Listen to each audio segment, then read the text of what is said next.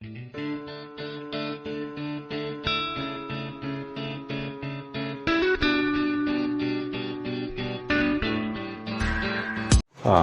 Hello students, आज हम start कर रहे हैं लेसन 1 का रिवीजन। लेसन 1 का रिवीजन कि एक शॉर्ट में लेसन 1 को आप कैसे पूरा करेंगे। तो एक्सरसाइज आपकी जैसे exercise 1.1 question number first, use यूलिक डिवीजन लेमा।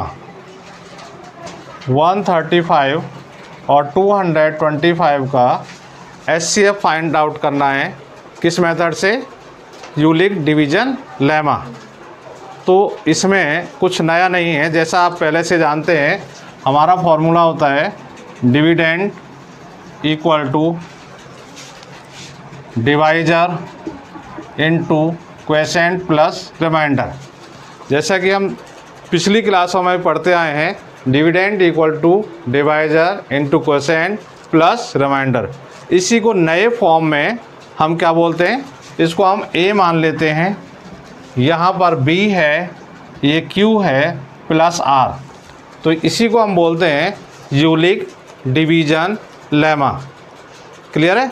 जहाँ ए और बी आपके पॉजिटिव इंटीजर्स होते हैं, क्यू आपका क्वोशेंट होता है और आर रिमाइंडर होता है। वेयर आर ग्रेटर देन और equal to 0 and less than b. Right? तो इसी को हम बोलते हैं यूलिक डिवीजन लेमा। तो इसी मेथड से हम इसे करेंगे, एचसीएफ निकालेंगे। इससे पहले हम इसका एचसीएफ यहाँ रफली कर लेते हैं। 135 से डिवाइड करते हैं किसको? 225 को। तो जैसा कि हम पिछली क्लासों में करते आए हैं, HCF by long division method. तो सेम वही चीज़ है, आपका 1 टाइम्स चला जाएगा। तो 135, यहाँ से क्या बचा आपका? 0, 12 में से 3 गया तो 9। अब 90 से आप डिवाइड करेंगे किसको? 135 को। तो यहाँ चला जाएगा आपका 1 टाइम्स। क्लियर है? तो 1 टाइम चला जाएगा। यहाँ से आपका बचेगा 5, 13 में से 9 गया तो 4। अब आपका ये 2 टाइम्स चला जाएगा। ओके, तो जिससे लास्ट टाइम कटता है वो क्या आ जाता है आपका? एचसीएफ। इसको इस फॉर्म में हम लिखेंगे तो किस तरह से लिखेंगे? 225 ये क्या है? डिविडेंट है। क्लियर है? यहाँ आपका क्या आएगा? 135 1 टाइम्स गया, रिमाइंडर आपका 90 बचेगा। क्लियर? यहाँ फिर आपका 135 जो ये है, ये आपका यहाँ आ जाएगा 135 डिवाइजर 90 हो जाएगा। ये भी अगेन 1 टाइम्स गया और अब की बार आपका रिमाइंडर क्या बचेगा? 45। अब ये जो है आपका, ये डिविडेंड बन जाएगा। ये रिमाइंडर जो बचा ये डिवाइजर बनेगा। तो 45 से डिवाइड करेंगे 2 टाइम्स, रिमाइंडर 0। तो जिससे लास्ट टाइम पूरा आपका डिवाइड हो जाता है, वो क्या कहलाएगा? आपका एचसीएफ। तो यहाँ पर आपका आंसर जो आ गया वो एचसीएफ आ गया 45। एचसीएफ आ गया 45। क्लियर है? तो ये क्वेश्चन हो गया आपका एक्सरसाइज फर्स्ट पॉइंट, एक्सरसाइज 1.1 का फर्स्ट। आगे हम देखेंगे next question.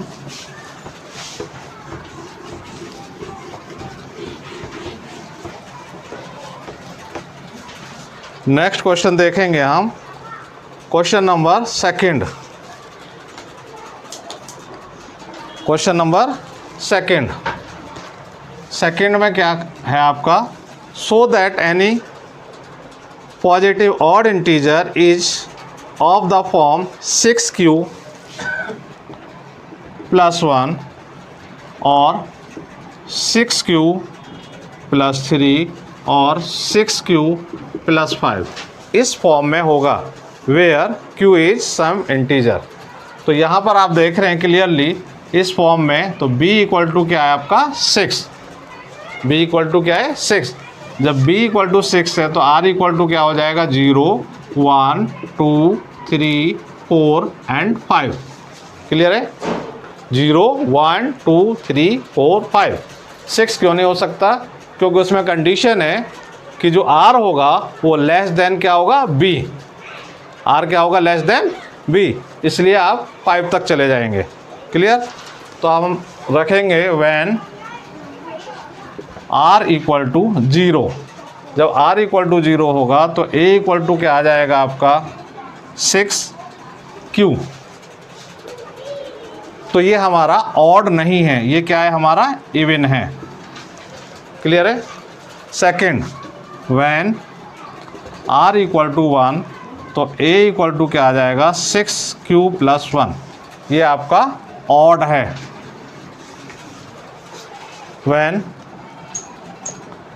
r equal to 2 तो यहाँ पर क्या होगा a equal to 6q plus 2, तो ये भी आपका क्या है, इवन है। क्योंकि यहाँ पर क्या देख रहे हैं आप, यहाँ पर 2 मल्टीपल है, क्योंकि ये पूरा 2 से आपका डिवाइड हो जाएगा। तो 2 से डिवाइड होने वाला क्या होता है आपका, इवन नंबर, तो इवन है। व्हेन r इक्वल टू 3, जैसे r इक्वल टू 3 रखेंगे तो a इक्वल टू क्या आ जाएगा 6q प्लस 3, 6q प्लस 3, तो ये क्या है आपका ऑड, ये ऑड इंटीजर है। क्लियर हो रहा है, ये कैसा है, ऑड इंटीजर है।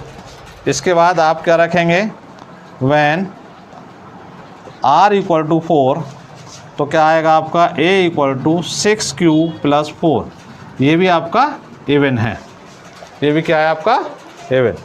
फिर रखेंगे व्हेन r इक्वल टू 5 तो यहाँ आपका आ जाएगा a equal to 6q plus 5, और ये क्या है आपका ऑड इंटीजर।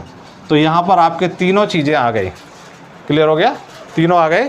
क्या क्या आपका आया, जो ऑड में आया था, जो फाइनली आया 6q plus 1 and second 6q plus 3 and 6q plus 5, और यही हमें शो करना था, यही क्या करना था, हमें यही शो करना था। तो शो हो गया।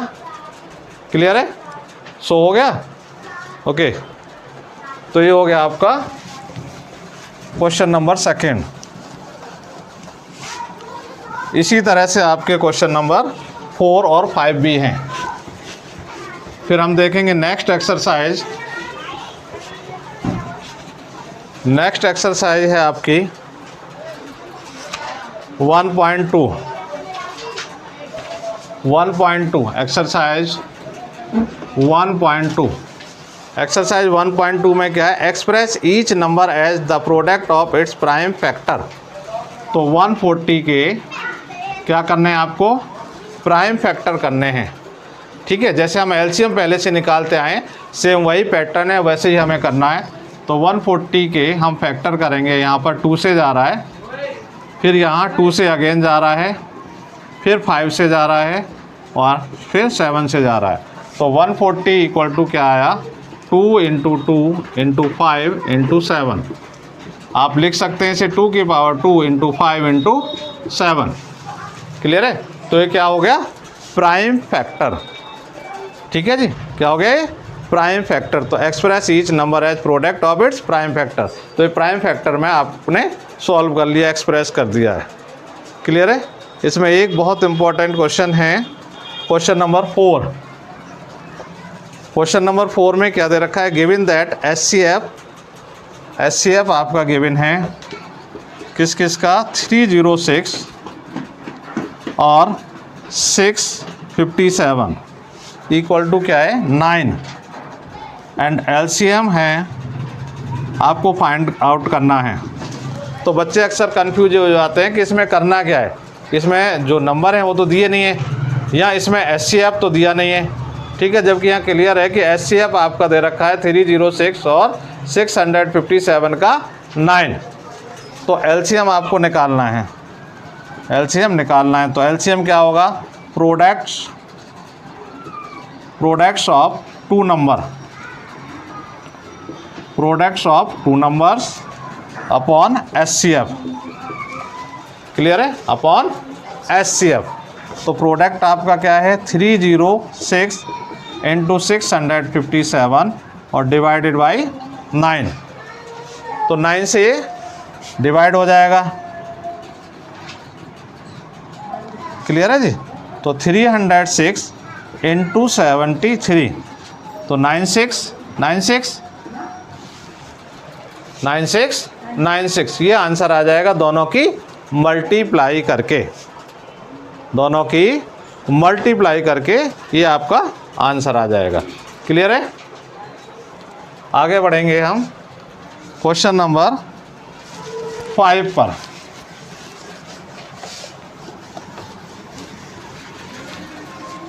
क्वेश्चन नंबर 5 ये भी बहुत इंपॉर्टेंट क्वेश्चन है जो बोर्ड में अक्सर पूछा जाता है। 6 की पावर n, कभी ये 6 की पावर n के रूप में, कभी ये 4 की पावर n के रूप में, कभी ये 8 की पावर n के रूप में, यानी किसी ना किसी फॉर्म में ये अक्सर पूछा जाता है क्वेश्चन। ठीक है, तो ये क्या करना है, चेक वेदर 6 की power n can and with the digit 0। तो एंड डिजिट 0 के लिए क्या होना ज़रूरी है, एंड डिजिट 0 के लिए क्या होना ज़रूरी है, 2 और 5 होना ज़रूरी है। क्या होना ज़रूरी है, 2 और 5 होना ज़रूरी है। ठीक है, अगर आप इसकी वो करेंगे, फैक्टर करेंगे, तो क्या आ जाएगा, 2 इंटू 3 की पावर n, आप कहेंगे 2 की पावर n इंटू 3 की पावर n, लेकिन 5 इसमें नहीं है, 5 इसमें नहीं है। ठीक है, तो इसका जो एंड डिजिट होगा वो 0 नहीं होगा। क्यों नहीं होगा, समझ में आ गया? ठीक है, because 5 is not a factor of 6 की पावर n। 6 की पावर n का 5 फैक्टर नहीं है, 5 नहीं है उसके अंदर, इसलिए क्या होगा, एंड डिजिट्स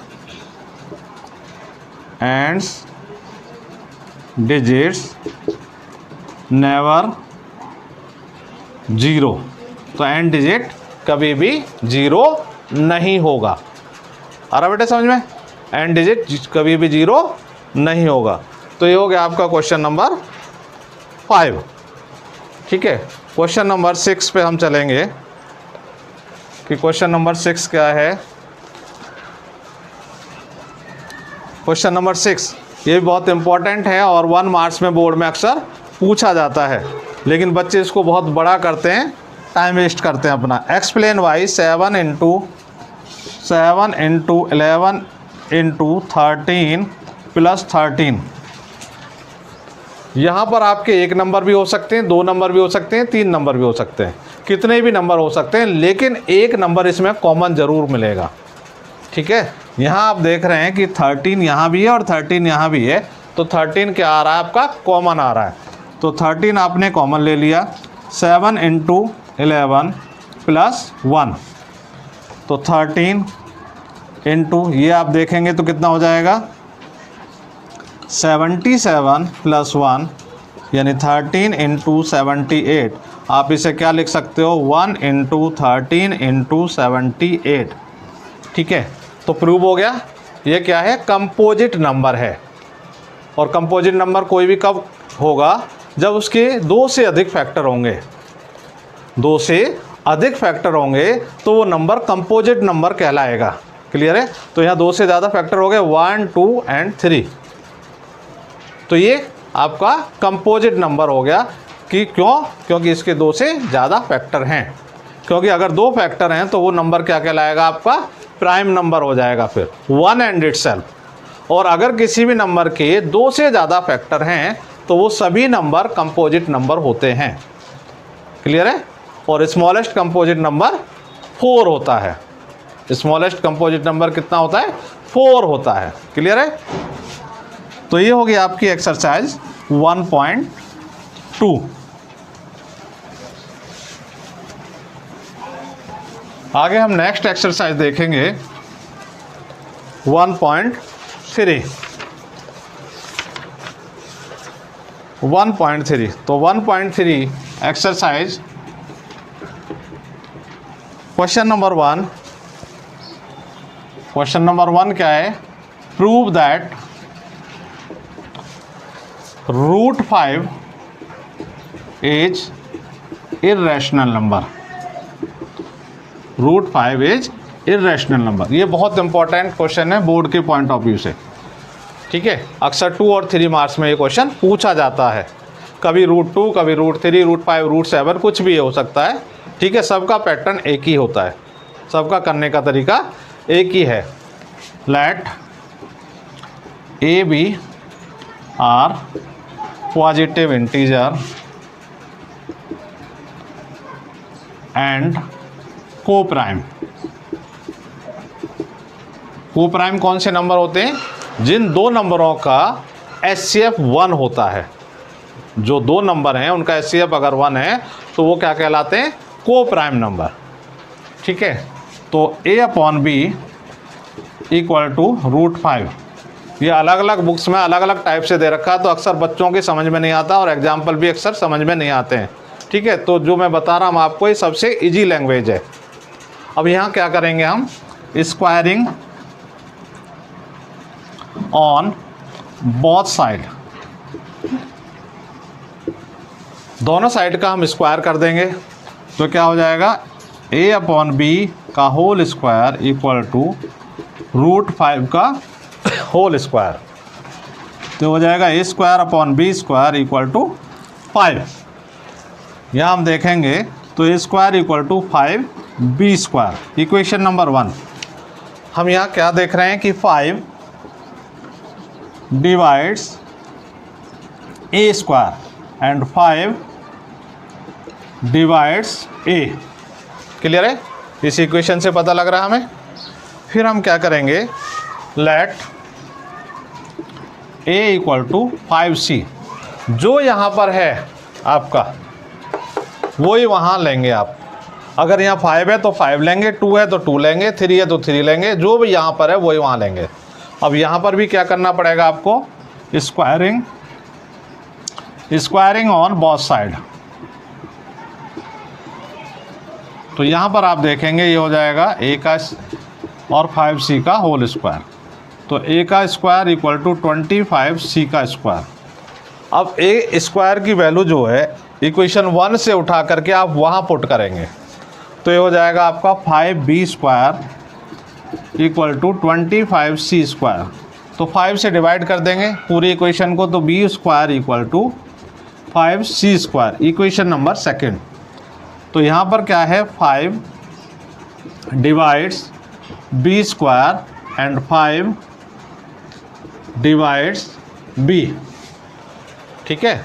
तो from equation 1st and 2nd, from equation 1st and 2nd, 5 is A common factor. 5 is A common factor. 5 क्या आ रहा है हमारा?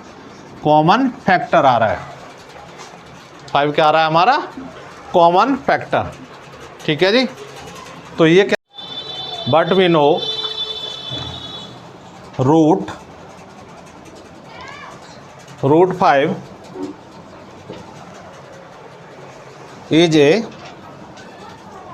Irrational number. ओके, तो ये आपका हो गया क्वेश्चन नंबर 1। इसी तरह से क्वेश्चन नंबर हम देखेंगे नेक्स्ट।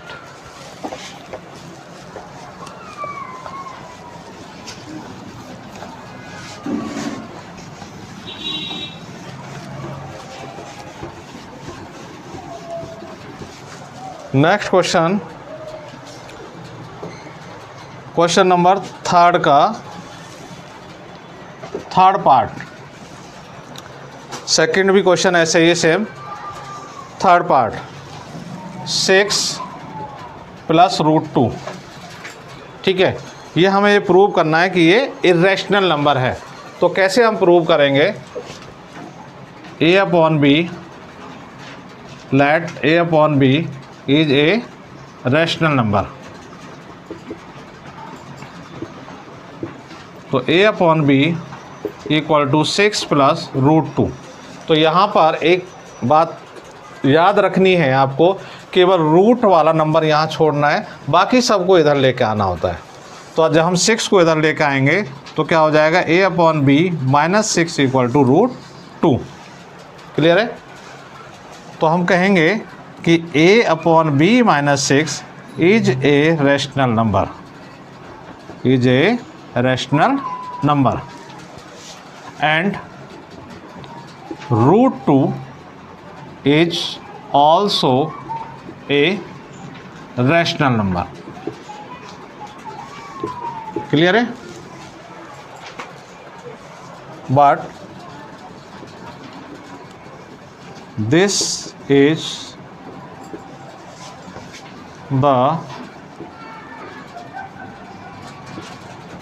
contradicts the facts। ये क्या है? फैक्ट्स के अगेंस्ट है। किसके अगेंस्ट है? फैक्ट के अगेंस्ट है, फैक्ट्स के अगेंस्ट है। क्यों? क्योंकि √2 is a irrational number, √2 is a irrational number, therefore 6 plus √2 is a irrational number, irrational number। Clear है? तो ये भी आपका irrational नंबर होगा। इसमें यहीं पर एक और चीज़ मैं बता देता हूँ आपको, जो ऑपरेशंस होते हैं किसके? रैशनल नंबर के और इर्रेशनल नंबर के। कुछ लॉ हैं, आप लिख सकते हो उन्हें, laws of rational and irrational number, rational and irrational number. क्या लॉ होते हैं?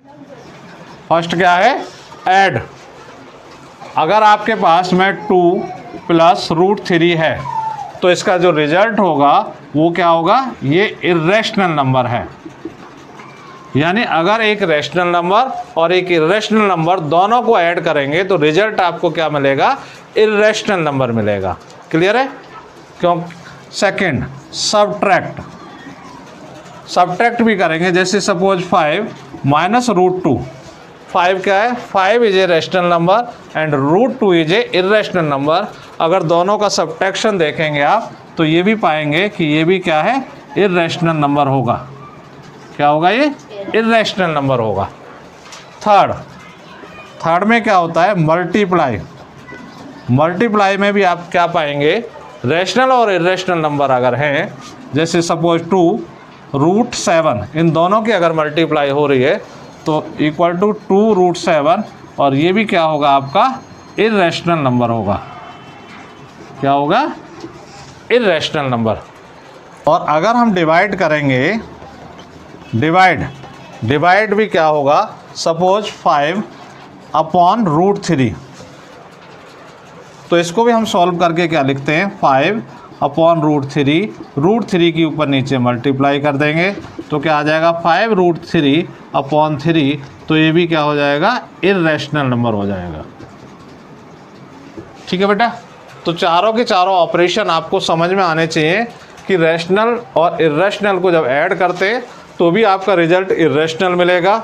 अगर आप सब्ट्रैक्ट करेंगे रैशनल और इर्रेशनल को तो भी रिजल्ट आपका इर्रेशनल मिलेगा। अगर आप मल्टीप्लाई करेंगे तब भी रिजल्ट इर्रेशनल मिलेगा, और अगर आप डिवाइड करेंगे तो भी रिजल्ट आपको इर्रेशनल मिलेगा।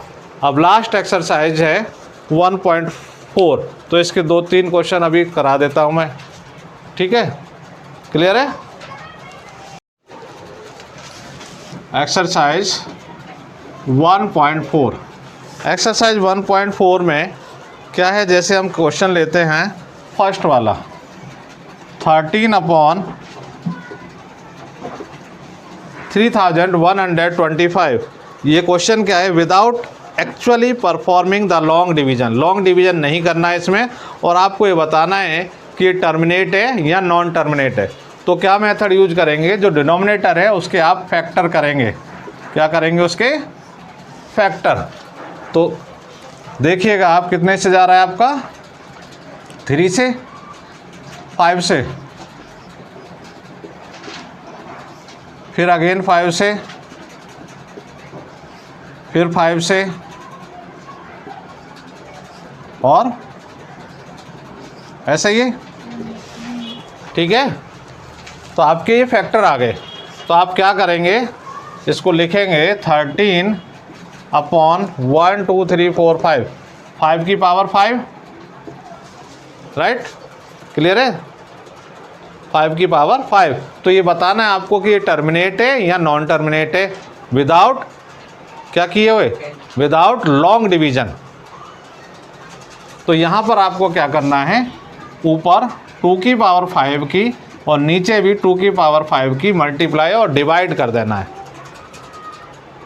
क्लियर है।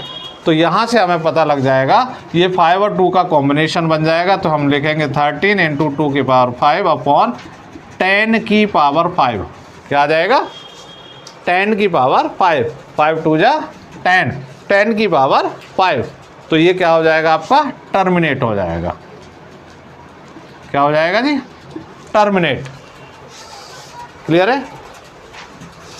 इसी तरह से हम देखेंगे, अगर इसमें 8th पार्ट है इसका, जो बच्चे अक्सर गलत करते हैं, 6 अपॉन 15, तो 6 3 और 5। तो यहाँ जैसा हम बता रहे थे कि भाई इसमें 2 और 5 का कॉम्बिनेशन होना चाहिए तो टर्मिनेट हो जाएगा। और बच्चे क्या देखते हैं, जल्दबाजी में देखते हैं 3 आ गया यहाँ तो, और जब 3 आ गया तो वो तुरंत लिख देंगे नॉन टर्मिनेट है। लेकिन हम ये भूल जाते हैं कि अगर वो कट रहा है तो उसे हम काटना भी है। तो 2 अपॉन 5, 2 अपॉन 5। तो अब हम क्या करेंगे, 2 की ऊपर नीचे मल्टीप्लाई डिवाइड कर देंगे तो क्या हो जाएगा, 4 अपॉन 10। तो क्या हो गया ये, टर्मिनेट, क्या हो जाएगा ये, टर्मिनेट, क्लियर है। इसके अलावा इसमें एक क्वेश्चन और पूछा जाता है कि हाउ मैनी प्लेसेस वाला, कि कितने प्लेसेस पे टर्मिनेट हो रहा होगा, ठीक है जी, बहुत इंपॉर्टेंट क्वेश्चन है। तो वो आपको बताना होता है, ठीक है, विदाउट कैलकुलेशन किए हुए।